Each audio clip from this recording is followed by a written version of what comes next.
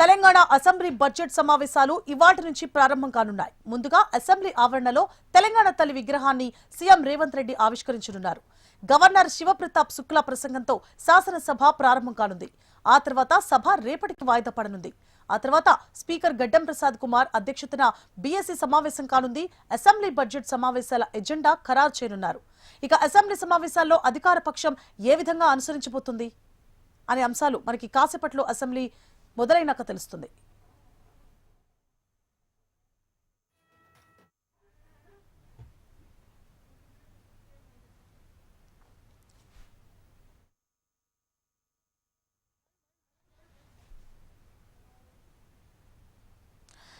Telangana assembly budget సమావేశాలు ఇవాళ నుంచి ప్రారంభం కానున్నాయి. ముందుగా అసెంబ్లీ ఆవరణలో తెలంగాణ తల్లి విగ్రహాన్ని సీఎం రేవంత్ రెడ్డి ఆవిష్కరించనున్నారు. ఇదే అంశానికి సంబంధించి మరిన్ని డీటెయిల్స్ ని మా ప్రతినిధి ప్రేమ్ లైవ్ లో అందించడానికి సిద్ధంగా ఉన్నారు. ప్రేమ్, సువర్ణ మరికొద్ది సేపట్లోనే అసెంబ్లీ ప్రాంగణంలో తెలంగాణ తల్లి విగ్రహావిష్కరణ కార్యక్రమం ఉండబోతుంది.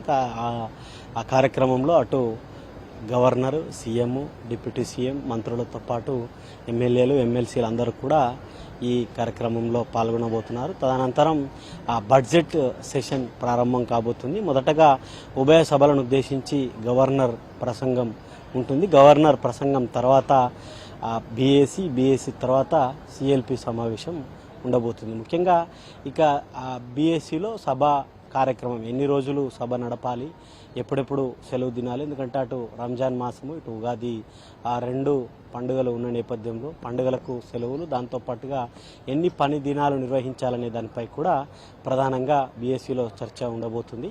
ఇక అటు రెండోది సిఎల్పి సమావేశం. అన్ని రాజకీయ పార్టీలు ఆ సభలో వారి వ్యూహాలు, వారి ఎత్తుగడలు ఎట్లా ముందుకు వెళ్ళాలనేటువంటి అంశాలపై అన్ని రాజకీయ పార్టీలు సమావేశాలు నిర్వహించుకుంటాయి. దాంట్లో భాగంగా కాంగ్రెస్ పార్టీ కూడా అధికార పక్షమైన అటు ఎట్లా డిఫైన్ చేయాలి, ఎల్పీ మంత్రిగా ఇటు శ్రీధర్ బాబుతో పాటు అటు డిప్యూటీ సీఎం, మంత్రులు, విప్పులు వీరు ఎట్లా ముందుకు వెళ్ళాలి, సభ సజావుగా సాగే విధంగా ముందుకు వెళ్ళాలి, అంశాలు, ప్రశ్నలు వీటన్నిటిని కూడా చర్చిస్తూనే మరొక వైపు ప్రభుత్వం తీసుకొచ్చినటువంటి అభివృద్ధి కార్యక్రమాలు వచ్చినప్పుడు ఏ సభ్యులు దానిపై మాట్లాడాలి, దానికి సంబంధించినటువంటి సమాచార సేకరణ విషయంపై కూడా ఈ సిఎల్పి సమావేశంలో చర్చిస్తారు. ప్రధానంగా దీంట్లో ముఖ్యంగా గత సెషన్స్కి దీంట్లో ఒకటి, ప్రభుత్వం ప్రతిష్టాత్మకంగా తీసుకున్నటువంటి మూసీ నది ప్రక్షాళనకు సంబంధించినటువంటి అంశం కూడా ఈ సెషన్లో ఒక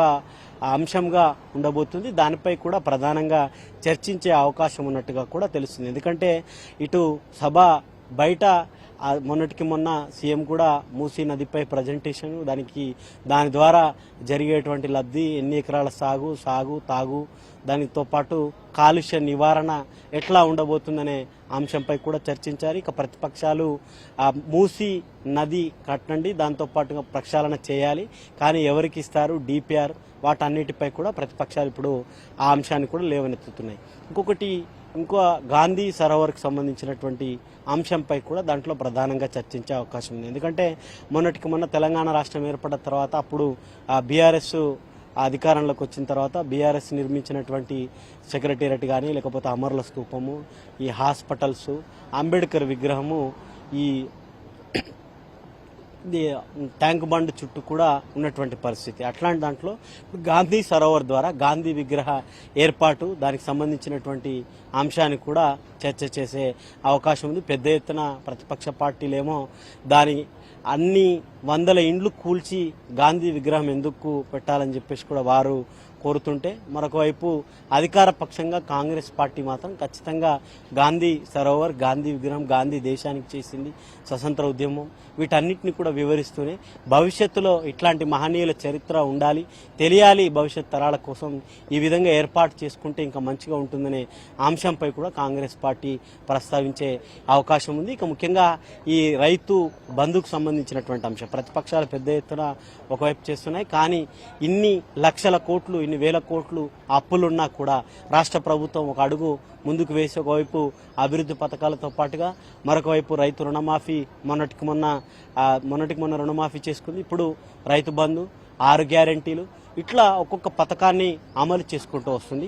ఇప్పటి వరకు అమలు చేసినటువంటి అన్ని అభివృద్ధి కార్యక్రమాలతో పాటు ఈ 2 అంశాలపై కూడా ప్రధానంగా ఈ బడ్జెట్ సెషన్స్ చర్చించే అవకాశం అయితే ఉంది. సువర్ణ. Updates, Priya.